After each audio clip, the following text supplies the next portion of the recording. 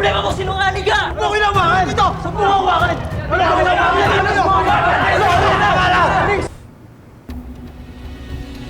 Pinatawag ko kayong lahat dahil may kararating lang na balita.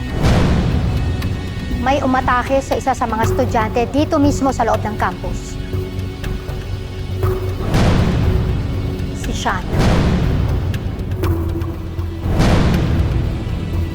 Malubha ang lagay ni Sean. At kung sino man ang may kagagawa nito, pinag-isipang mabuti. Dahil sinira lahat ng CCTV para walang makakita. Ngayon kung sino sa inyo ang nakakita na nangyari, puntahan niyo ako kahit na anong oras. Ipaalam niyo sa akin. Miss Chinchin.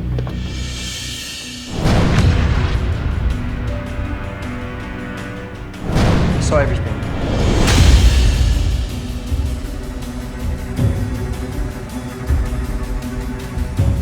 It was Anton's tita.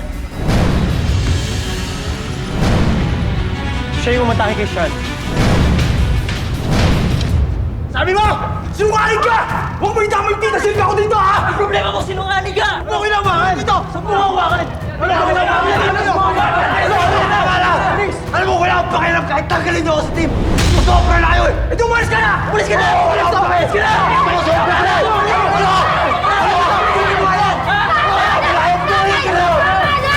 Ano ba? Bastos kayo? Ang lalakas sa loob niyo mag-away-away sa harapan ko! Gusto niyo ipakikaw ko kayo lahat? Ma'am, huwag niyo siyang paniwalaan. Sinisiraan niya lang si Tita Silvia. Nakita ko mismo! Tita mo yung nanakit kay Sean!